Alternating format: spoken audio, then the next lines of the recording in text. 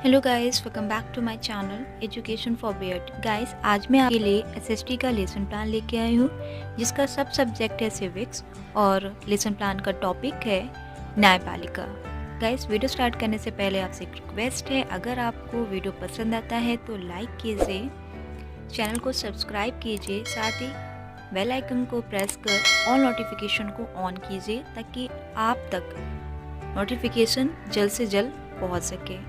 और हाँ, अपने दोस्तों के साथ शेयर करना ना भूलें। तो चलिए गाइस, वीडियो स्टार्ट करते हैं।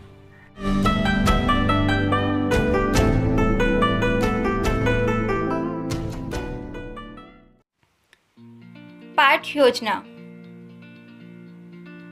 पाठ्यक्रम संख्या,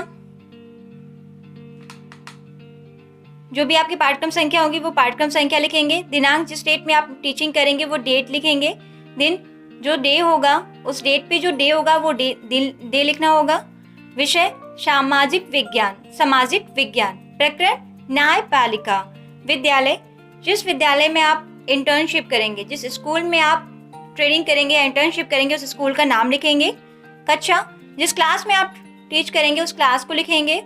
क्लास, जिस पीरियड में आप पढ़ाएंगे, 1 to 8 जो भी पीरियड हो में आप पढ़ाएंगे उस पीरियड को लिखेंगे। समय अवधि 45 मिनट। विशिष्ट उद्देश्य, सबसे पहले गाइस आपको ऐसे कॉलम बनाना है। क्रम संख्या, शिक्षण बिंदु, शिक्षण लक्ष्य, विशेषताएं।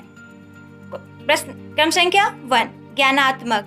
1.1, छात्र न्यायपालिका के विषय में प्रत्यास्मरण कर सकेंगे। 1.2, छात्र न्यायपालिका के बारे में प्रत्यभिज्ञान प्राप्त कर सकेंगे। 2, अबोधात्मक। 2.1, छात्र न्यायपालिका का उदाहरण प्रस्तुत कर सकेंगे। 2.2, छात्र न्यायपालिका का वर्गीकरण कर सकेंगे। 3, अनुज्ञात्मक। 3.1, छात्र न्यायपालिका को विश्लेषित कर सकेंगे। 3.2, छात्र न्यायपालिका की पुष्टि कर सकेंगे। 4, कौशलात्मक। 4.1, छात्र न्यायपालिका का चित्रण कर सकेंगे। 4.2, छात्र न्यायपालिका का निरूपण कर सकेंगे। तो गाइस, यहाँ से विशिष्ट उद्देश्य कंप्लीट होता है। सहायक सामग्री, चौक, डस्टर, रोलर बोर्ड, संकेतक, चार्ट आदि। आप टीचिंग करते टाइम जो भी सामग्री का यूज करेंगे आपको सामग्री लिखनी है।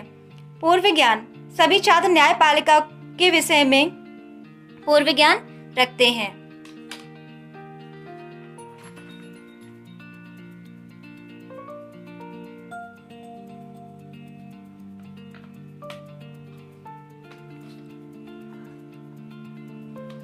प्रस्तावना प्रश्न, गाइस सबसे पहले आपको ऐसे कॉलम बनाना है। क्रम संख्या, छात्र अध्यापका क्रिया या छात्र अध्यापक क्रिया, छात्र क्रियाएं, श्यामपट्ट कार्य। तो गाइस, प्रस्तावना प्रश्न करना क्या होता है, आपको 3 to 5 क्वेश्चन पूछना होता है और लास्ट क्वेश्चन आपको समस्यात्मक बनाना है। ठीक है, और ऐसा बनाना है कि इससे आपका टॉपिक, न्यायपालिका आपका टॉपिक है, टॉपिक क्लियर हो जाए, टॉपिक आपका निकल है। ठीक है, तो क्वेश्चन देखिए। क्वेश्चन नंबर 1, अपराधियों को सजा कौन देता है, न्यायालय, अदालत। क्वेश्चन 2, कितने न्यायालय हैं, 3। क्वेश्चन 3, न्यायालय के नाम बताइए, सर्वोच्च न्यायालय, उच्च न्यायालय, जिला न्यायालय। क्वेश्चन 5, क्वेश्चन 4, जिले स्तर के न्यायालय को क्या कहते हैं, जिला न्यायालय। क्वेश्चन 5, न्यायपालिका के विषय में आप क्या समझते हैं, लास्ट क्वेश्चन समस्यात्मक।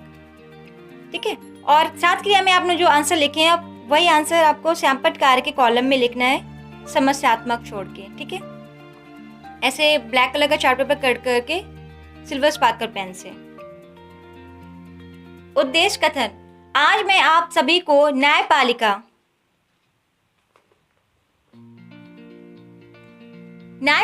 के विषय में अध्ययन कराऊंगी या कराऊंगा।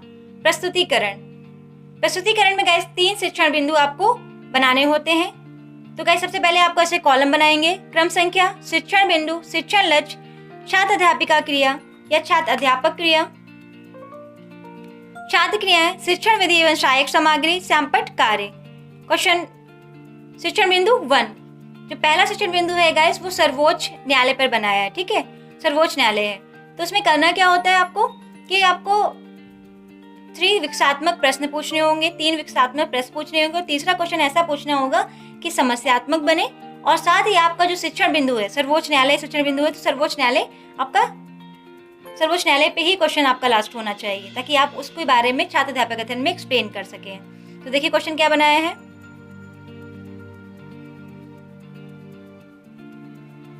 पहला 1.1 प्रदेश, अपने प्रदेश या प्रदेश राज्य का उच्च न्यायालय कहाँ स्थित है? इलाहाबाद। 1.3 उत्तर प्रदेश का उच्च न्यायालय की खंडपीठ कहाँ स्थित है? लखनऊ में। 1.3 सर्वोच्च न्यायालय से आप क्या समझते हैं? समस्यात्मक। क्वेश्चन आंसर पूछा है तो प्रश्नोत्तर विधि लिखेंगे। छात्र अध्यापक कथन या छात्र अध्यापक कथन, या देश का सर्वोच्च अपील न्यायालय या सर्वोच्च न्यायालय के बारे में बताएंगे, क्योंकि तीसरा क्वेश्चन आपने पूछा, यहाँ पे पूछा है, तो या उसी का आंसर करेंगे। या देश का सर्वोच्च अपील न्यायालय है जो नई दिल्ली में स्थित है, इसके निर्णय देश के सभी न्यायालय को मान्य होते हैं। भारत में सर्वोच्च न्यायालय अपील का अंतिम न्यायालय है। भारत के उच्चतम न्यायालय नागरिक के मूल अधिकारों का संरक्षक है। छात्र ध्यानपूर्वक सुनेंगे। एक्सप्लेन किया है तो व्याख्यान विधि हो जाएगी और आपको ऐसे सर्वोच्च न्यायालय की इमेज लगानी है। और छात्र अध्यापक कथन में आपने जो लिखा है सेम आपको श्याम पटकार के कॉलम में ऐसे ब्लैक कलर का चार्ट पेपर कट करके बोर्ड बनाकर आपको सिल्वर स्पार्कल पेन से लिखना होगा। तो गाइस यहाँ से पहला शिक्षण बिंदु, पहला टीचिंग पॉइंट कंप्लीट होता है। सेम आपको दूसरे और तीसरे शिक्षण बिंदु में सेम आपको ऐसे ही लिखना है। दूसरा शिक्षण बिंदु है उच्च न्यायालय, ठीक है। इसमें भी सेम ऐसे करेंगे, विषयात्मक प्रश्न पूछेंगे, लास्ट क्वेश्चन समस्यात्मक बनाएंगे और ऐसा बनाएंगे कि आपका उच्च न्यायालय के बारे में आप छात्र अध्यापक कथन में बता सकें, एक्सप्लेन कर सकें, ठीक है। तो 2.1 विकासात्मक प्रश्न, किस न्यायालय के निर्णय को सभी को मानना होता है? सर्वोच्च न्यायालय। 2.2 सर्वोच्च न्यायालय कहाँ स्थित है? दिल्ली में। 2.3 उच्च न्यायालय से आप क्या समझते हैं? समस्यात्मक। क्वेश्चन आंसर पूछा है तो प्रश्नोत्तर विधि हो जाएगा। अब लास्ट क्वेश्चन का आप आंसर करेंगे छात्र अध्यापक कथन या छात्र अध्यापक कथन में। उच्च न्यायालय राज्य में शीर्ष न्यायालय होता है। भारत में कुल 24 यानी कि 24 न्यायालय हैं। उच्च न्यायालय का अधिकार क्षेत्र के कई राज्यों, विशेष या राज्यों और केंद्र शासित प्रदेशों का समूह है। हमारे प्रदेश का उच्च न्यायालय इलाहाबाद में स्थित है। छात्र ध्यानपूर्वक सुनेंगे। एक्सप्लेन किया, व्याख्यान विधि हो जाएगी और आपको उच्च न्यायालय की इमेज लगानी होगी। छात्र अध्यापक कथन में आपने जो लिखा है सेम आपको श्याम पटकार के कॉलम में लिखना होगा। तो यहाँ से गाइस दूसरा शिक्षण बिंदु यानी कि सेकेंड टीचिंग पॉइंट कंप्लीट होती है। थर्ड यानी कि तीसरा शिक्षण बिंदु है जिला न्यायालय पे, ठीक है। तो इसमें भी सेम ही करना है, विकसात्मक प्रश्न पूछना है, छात्र अध्यापक कथन में आंसर करना है, ठीक है। देखिए क्वेश्चन क्या बनाया है। 3.1 भारत में कितने उच्च न्यायालय हैं? 24 उच्च न्यायालय हैं। 3.2 उच्च न्यायालय कहाँ स्थित हैं? इलाहाबाद में। 3.3 जिला न्यायालय से आप क्या समझते हैं? लास्ट क्वेश्चन समस्यात्मक। तो अब जिला, इसी का क्वेश्चन को आप छात्र अध्यापक कथन में बताएंगे। तो क्वेश्चन आंसर पूछा है तो प्रश्नोत्तर विधि हो जाएगी। छात्र अध्यापक कथन या छात्र अध्यापक कथन, जिला न्यायालय हर जिले में होता है जो दीवानी और फौजदारी मामलों की सुनवाई करता है। जिला न्यायालय उस न्यायालय के उच्च न्यायालय के अधीनस्थ होता है। जिला न्यायालय न्यायाधीश की नियुक्ति उस राज्य के राज्यपाल द्वारा की जाती है। छात्र ध्यानपूर्वक सुनेंगे। एक्सप्लेन किया है तो यहाँ पे व्याख्यान विधि लिखेंगे और आपको ऐसे जिला न्यायालय की इमेज लगानी है। और जो भी आपने छात्र अध्यापक कथन में लिखा है, सेम श्याम पटकार के कॉलम में आपको लिखना होगा। तो गाइस यहाँ से थर्ड टीचिंग पॉइंट कंप्लीट होता है।